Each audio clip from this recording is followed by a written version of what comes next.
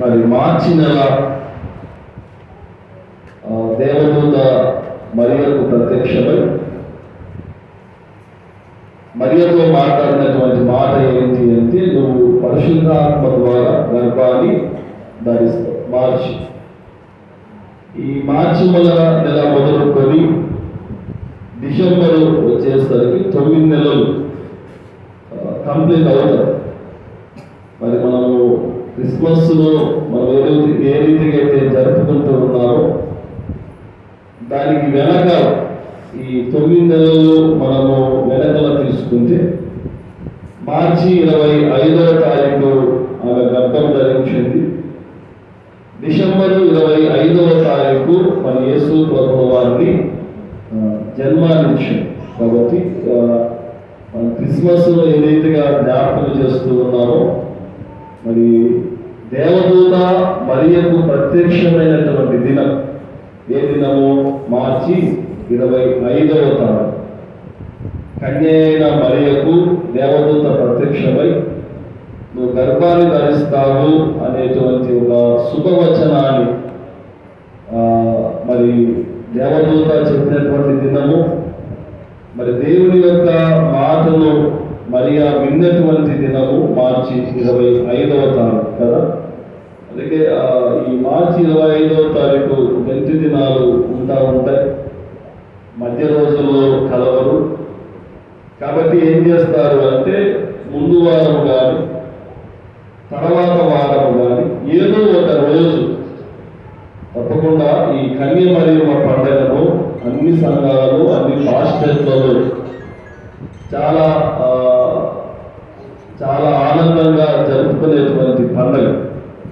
మనకు తెలియదు కాబట్టి మనము మొట్టమొదటిసారిగా ఈ పండుగను మనము జరుపుకుంటా ఉన్నాము. కాబట్టి ఈ పండుగ జరుపుకోవడంలో తప్పకుండా మనం పండుగను తప్పకుండా జరుపుకోవాలి. మరి క్రీస్తునందు ప్రియమైన వారులారా, యేసుక్రీస్తు ప్రభువు వారు ఈ లోకంలోనికి రావటానికి ఒక సాధారణమైన స్త్రీని దేవుడు ఏర్పాటు చేసుకున్నాడు.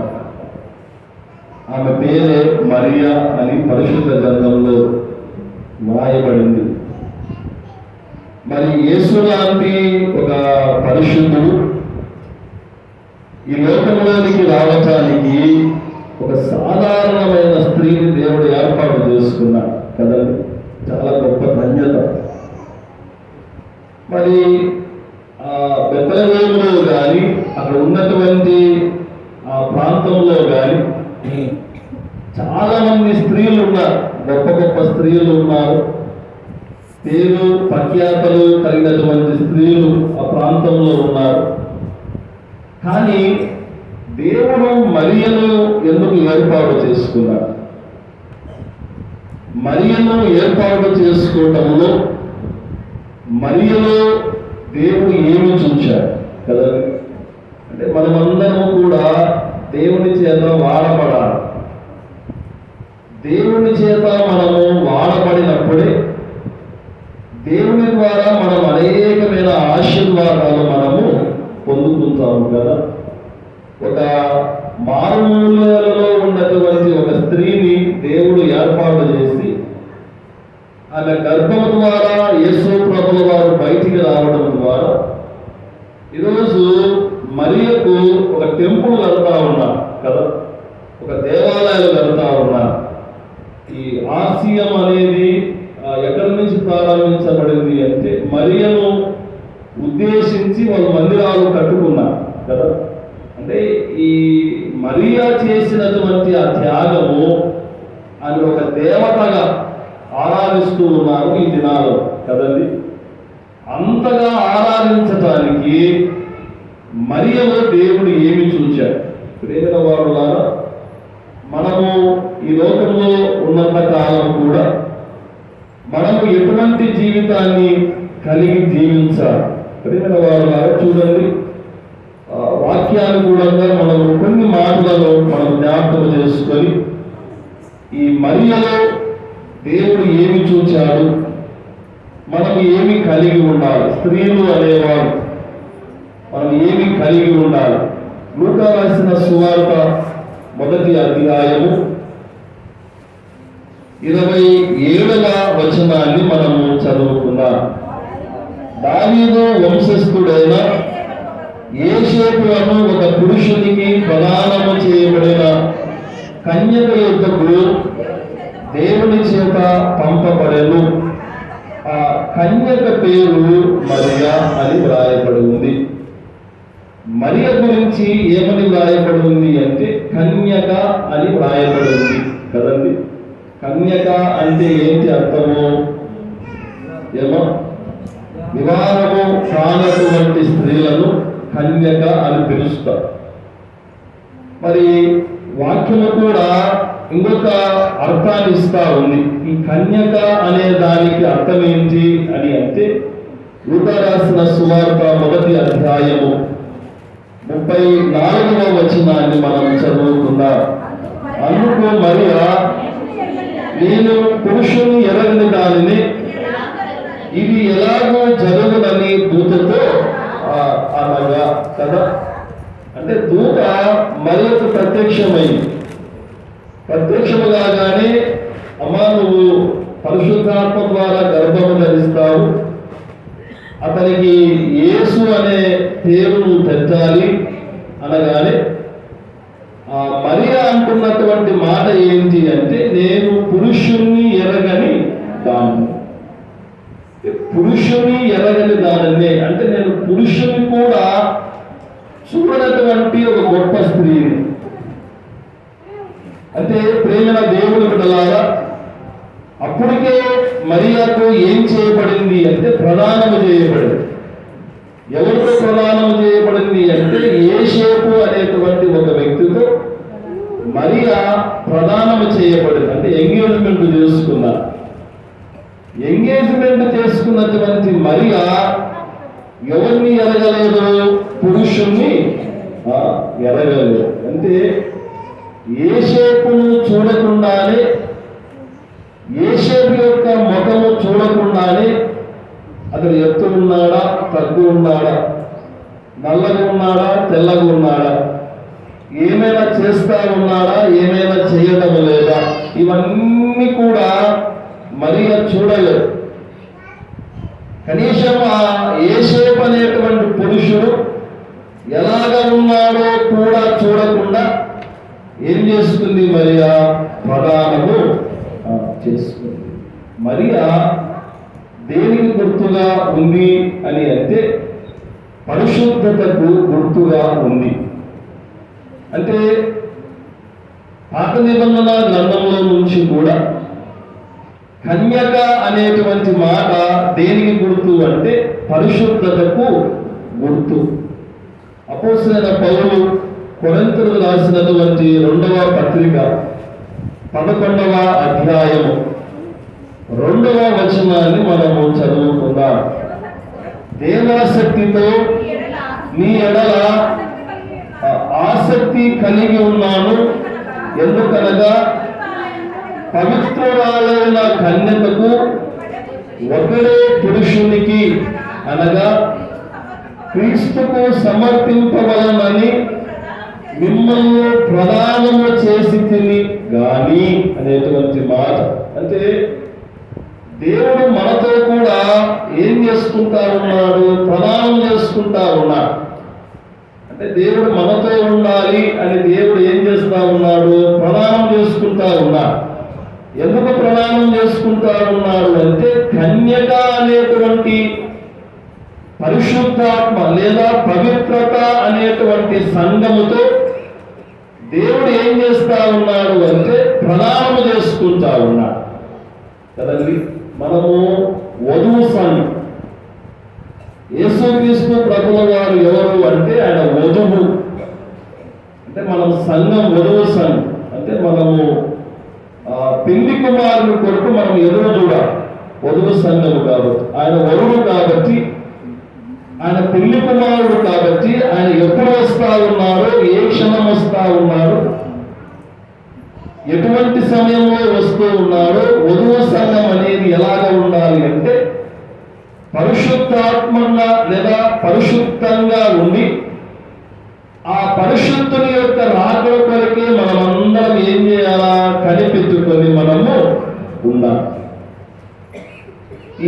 కన్యమరియమ్మ పండుగను మరి జ్ఞాపకము చేసుకున్నటువంటి మనమందరము కూడా మరియ లాంటి జీవితము మనమందరము కలిగి ఉన్నాం.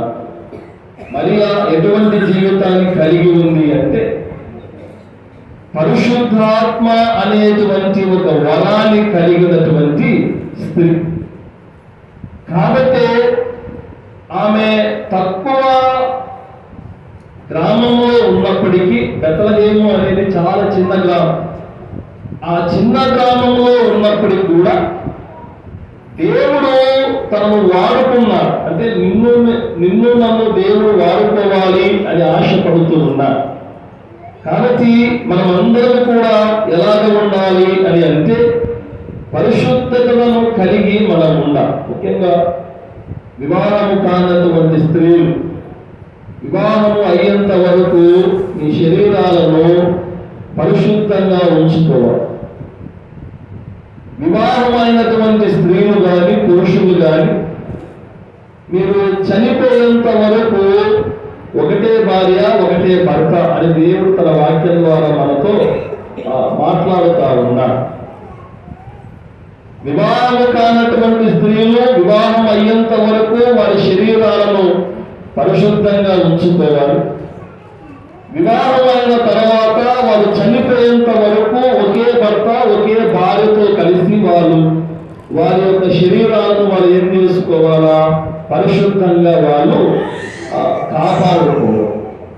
ఈరోజు సిటీలలో కానీ పల్లెల్లో కానీ అక్రమ సంబంధాలు ఎక్కువ అవుతా ఉన్నాయి. కారణం ఏంటి అంటే ఈ శరీర సంబంధమైనటువంటి కోరికలు ఎక్కువగా అవ్వడం ద్వారా మనుష్యుడు వివాహం చేసుకున్నటువంటి ఒక స్త్రీతో గాక అనేక మంది స్త్రీలతో కలవటం ద్వారా అనేకమైన రోగాలను ఆ మనిషి ఏం తెచ్చుకుంటా ఉన్నాడు, కొని తెచ్చుకుంటా ఉన్నాడు. అటువంటి జీవితము మరి దేవుడు కోరుకోవడం వల్ల దేవుడు నీ నుండి నా నుండి ఏమి కోరుకుంటూ ఉన్నాడు అంటే మనమందరము కూడా పరిశుద్ధంగా ఈ లోకంలో మనము కలిగి ఉండాలి. ఎందుకు కలిగి ఉండాలా? అపోస్తలుడైన పౌలు హెబ్రీయులకు రాసినటువంటి పత్రిక 12వ అధ్యాయము, హెబ్రీ పత్రిక 12వ అధ్యాయము 14వ వచనాన్ని మనము చదువుకుందాం. అందరితో సమాధానమును పరిశుద్ధతయు కలిగి ఉండుటకు ప్రయత్నించుడి. పరిశుద్ధత లేకుండా ఎవరును ప్రభువును చూడలేరు. దేవుడు ఎందుకంటే పరిశుద్ధంగా ఉండాలి అని కోరుకుంటా ఉన్నాడు అంటే అది మీ మేలు కోరికే. నువ్వు దేవుణ్ణి చూడాలన్నా, దేవుని ఆశీర్వాదాలు చూడాలన్నా, దేవుని మందిరంలో దేవుని యొక్క ప్రసన్నత చూడాలన్నా నీవు ఏమి కలిగి ఉండాలా? పరిశుద్ధత అనేది తప్పకుండా మనము కలిగి జీవించాలి. మరియలో దేవుడు ఏమి చూచాడు అని అంటే యవన కాలంలో ఉన్నటువంటి ఆ యవనస్తురాలు ఎలాగ జీవించింది అంట? పరిశుద్ధంగా జీవించి నువ్వు నేను పరిశుద్ధంగా ఈ లోకంలో జీవించాలి అనేటువంటి మాట మరి దేవుడు జ్ఞాపకం చేస్తూ ఉన్నాడు. మొట్టమొదటిగా మరియలో మనం ఏం చూస్తామమ్మా? ఆమెలో ఉన్నటువంటి పరిశుద్ధతను మనము చూస్తాం. రెండవది మనము చూస్తే దేవుడు మరియలో ఏమి చూచాడు అని అంటే లూకా రాసిన సువార్త 1వ అధ్యాయము 28వ వచనాన్ని మనము చదువుకుందాం. ఆ దూత లోపలికి వచ్చి ఆమెను చూచి, దయాప్రాప్తురాలా, నీకు శుభము, ప్రభు నీకు తోడే ఉన్నాడని చెప్పు. ఆ దూత లోపలికి వచ్చి ఆమెను చూచి అంటే ఎవరిని చూస్తా ఉంది? ఎవరిని చూస్తా ఉందమ్మా? మరియను చూచి దయాప్రాప్తురాల అనేటువంటి మాట. దయాప్రాప్తురాల అంటే అర్థం ఏంటి అంటే దేవుని దయను పొందినటువంటి ఓ మరియా అనేటువంటి అర్థం. దయాప్రాప్తురాల అంటే మరియా ఎవరి దయను పొందింది? ఏమో దేవుని యొక్క దయను పొందింది. పాత నిబంధన గ్రంథంలో అహర్వేషు అనేటువంటి ఒక రాజు కాలంలో ఒక సంఘటన జరిగింది. ఈ రాజు 1000 మందికి విందు చేయించాడు. అహర్వేషు అనేటువంటి రాజు. ఈ విందుకు చాలా మంది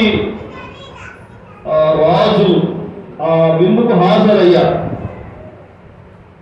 వాళ్ళు ద్రాక్షరసము తాగుతా ఉన్నటువంటి సమయంలో అక్కడ ఉన్నటువంటి రాజులందరూ వచ్చి అహర్వేషును ఒక కోరిక కోరారు. ఏంటి అంటే, అయ్యా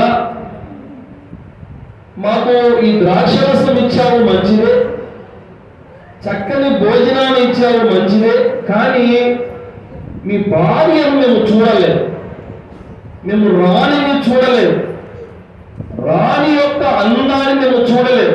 కనుక మా కోరిక ఏంటి అంటే నీ రాణిని మాకు చూపియండి.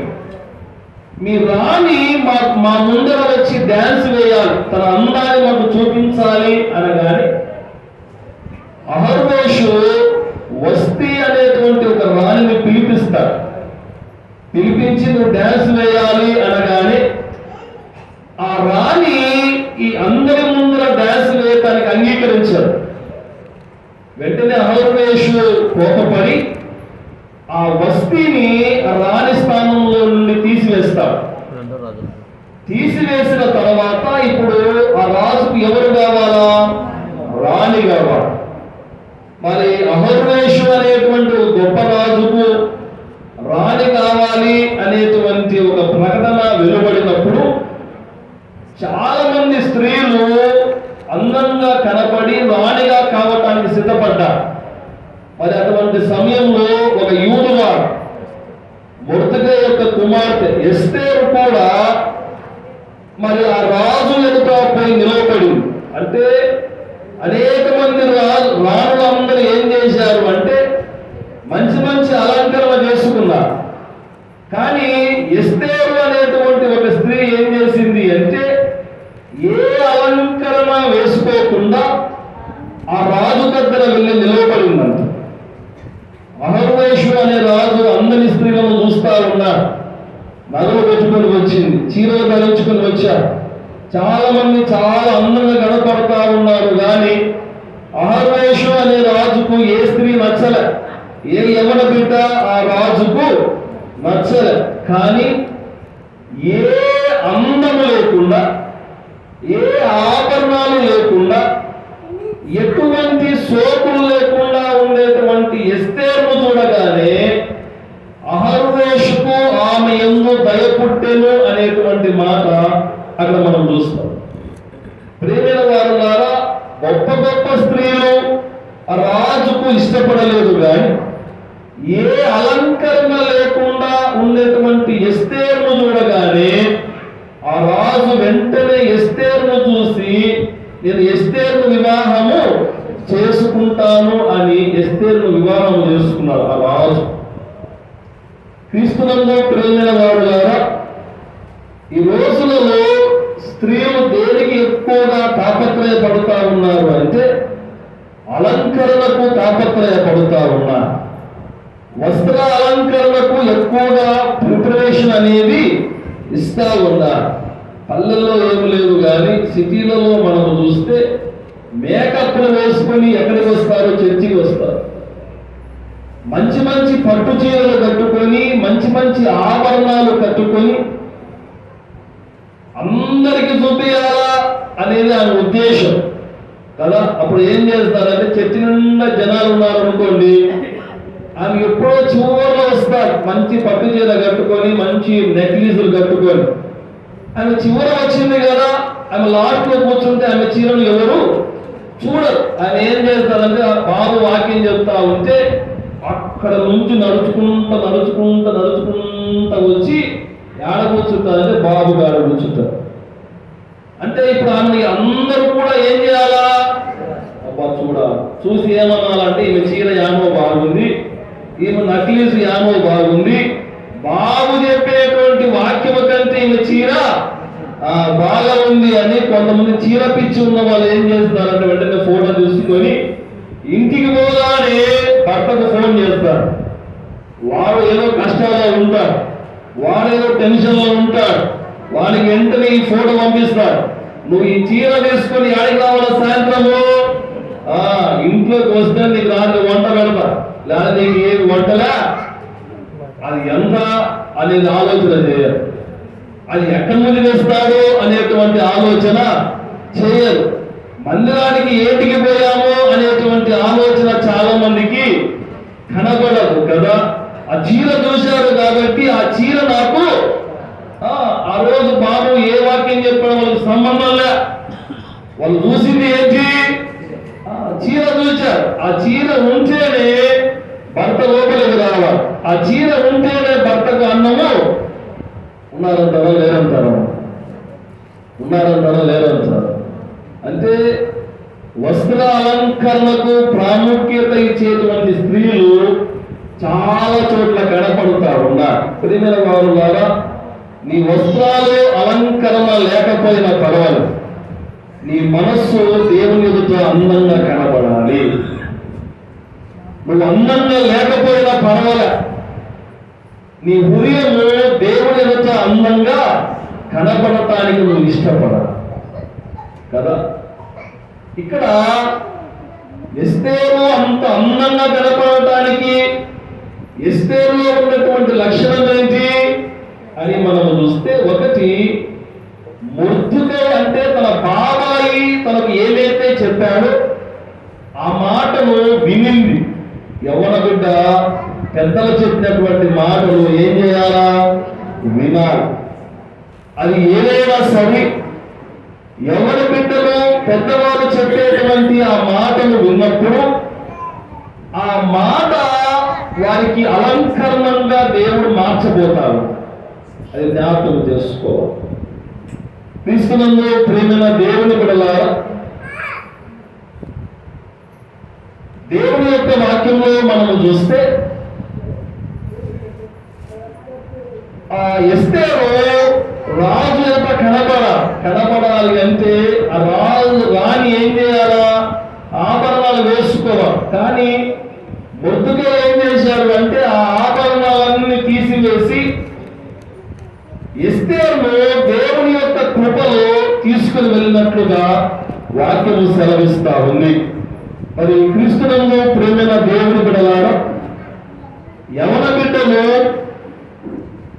బిడ్డలు ఎలాగ ఉండాలి అంటే, దేనికి ప్రాముఖ్యత ఇవ్వాలి అంటే అందానికి కాదు కానీ, శరీరానికి కాదు కానీ, దేవునికి ఎవరైతే ప్రాముఖ్యత ఇస్తారో వాళ్ళు దేవుని ద్వారా ఏం చేయబడతారు? దీవించబడతారు, ఆశీర్వదించబడతారు అనేటువంటి మాటను మరి దేవుడు జ్ఞాపకం చేస్తూ ఉన్నారు. మరియా పరిశుద్ధంగా జీవించింది ఒకటి.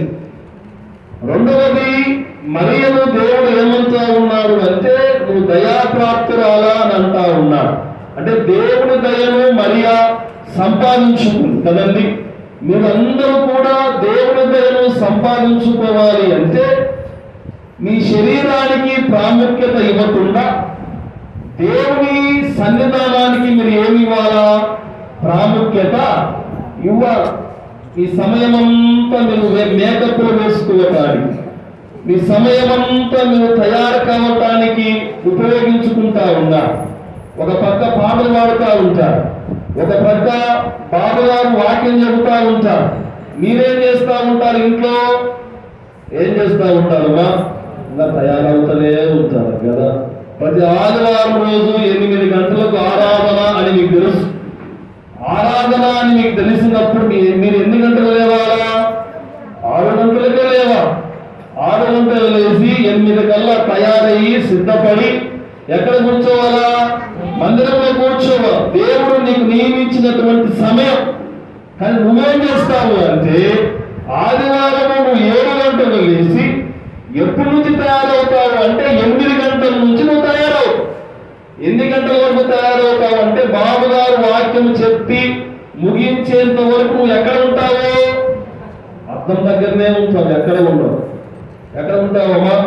అద్దంగానే ఉంటావు. బాబు వాక్యం అయిపోగానే ఆ అద్దంలో నుంచి బయటికి వచ్చి అప్పుడు చర్చి గారికి పరిగెత్తుతా వస్తుంది. అలా రాకూడదు. నీ సమయము నీ శరీరానికి కాదు. దేవుడిచ్చేటువంటి సమయము దేవుని కొరకు ఏం చేసుకోవాలా? ఉపయోగించుకుంటే అది నీకు నీ కుటుంబానికి దేవుడు ఆశీర్వాదకరంగా దేవుడు చేస్తాడు. అది రెండవదిగా నువ్వు నేను జ్ఞాపకము చేసుకోవాలి.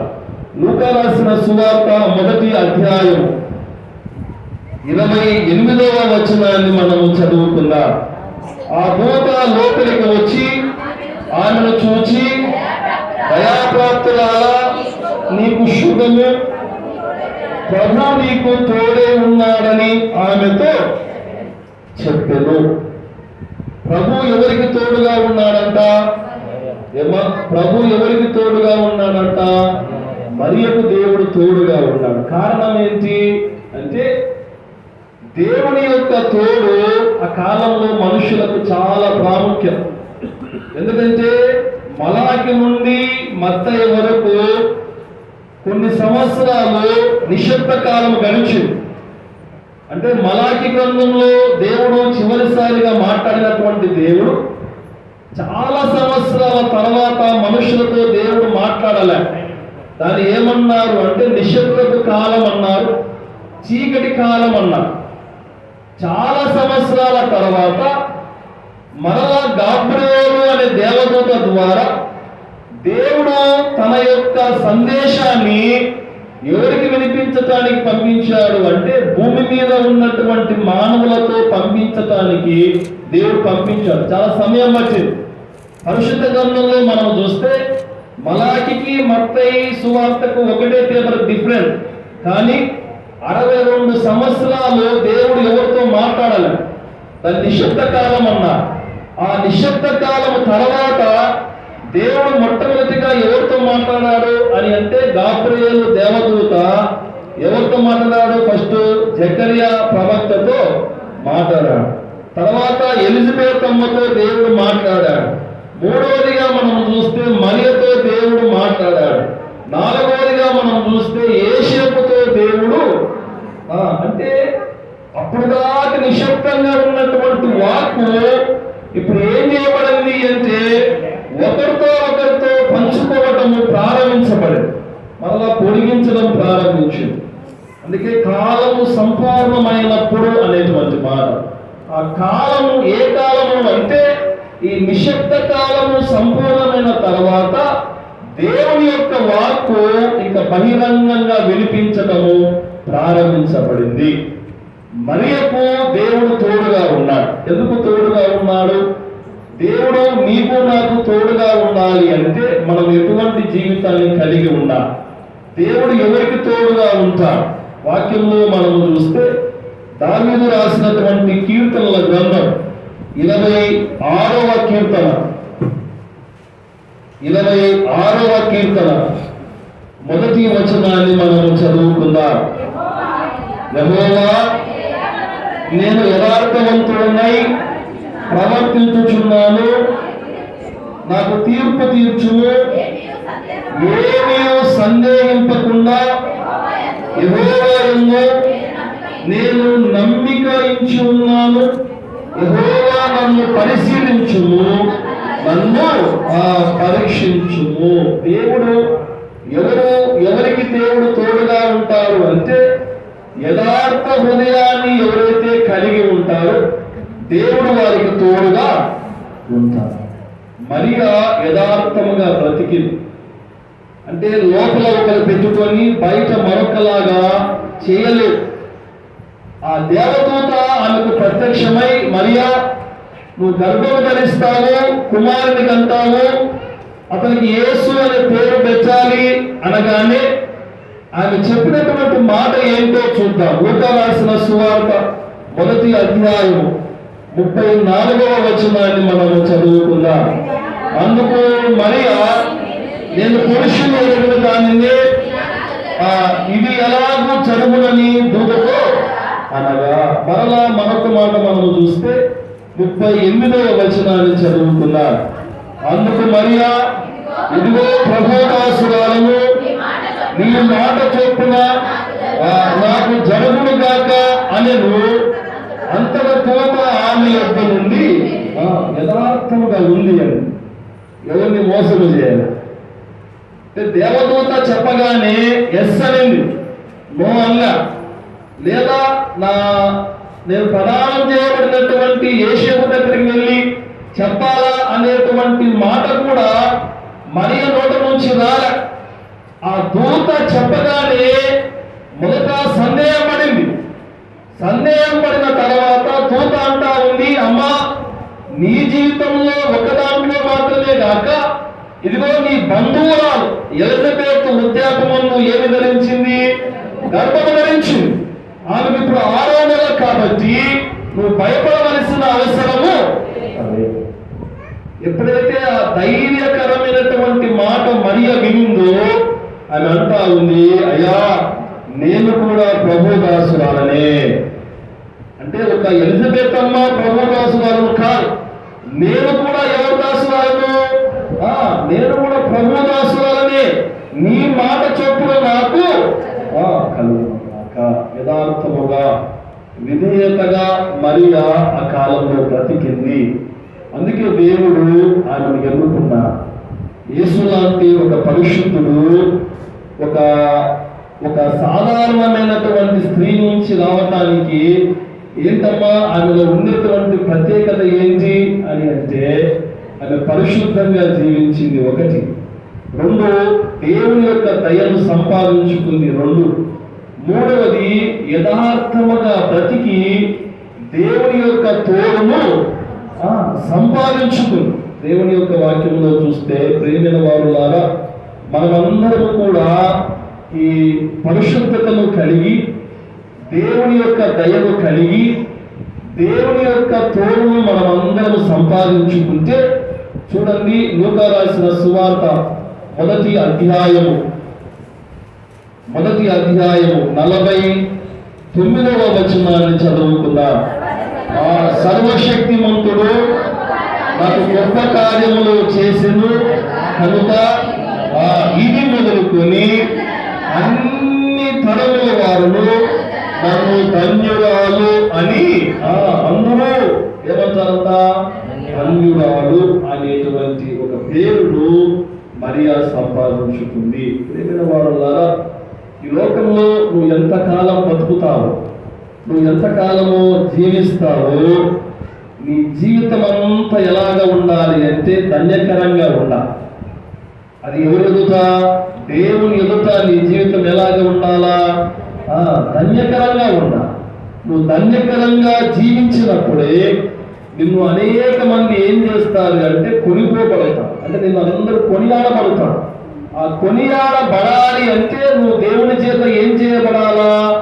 ధన్యునిగా, ధన్యురాలుగా నువ్వు మీరందరూ దేవుని చేత ఏర్పాటు చేయబడాలి. కాబట్టి మరి ఉదయకాల సమయంలో మరి దేవుని యొక్క వాక్యం వింటున్నటువంటి మనమందరము కూడా మరియ లాంటి పరిశుద్ధతను కలిగి, మరియ లాంటి దేవుని యొక్క దయను సంపాదించుకొని, మరియ లాంటి దేవుని యొక్క తోడును సంపాదించుకొని, మనమందరము దేవుని చేత ధన్యునిగా, ధన్యురాలుగా పిలువబడాలి అనేటువంటి మాటను జ్ఞాపకం చేసుకుంటూ, అటువంటి శ్రేష్టకరమైన పిలుపు మీరందరూ కూడా దేవుని ద్వారా పిలువబడాలని ప్రభు పేట నేను మనవి చేస్తూ, ప్రతి కృప పరిశుద్ధాత్మ దేవుడు మనకు, మన కుటుంబాలకు, మన సంఘానికి అనుగ్రహించును గాక.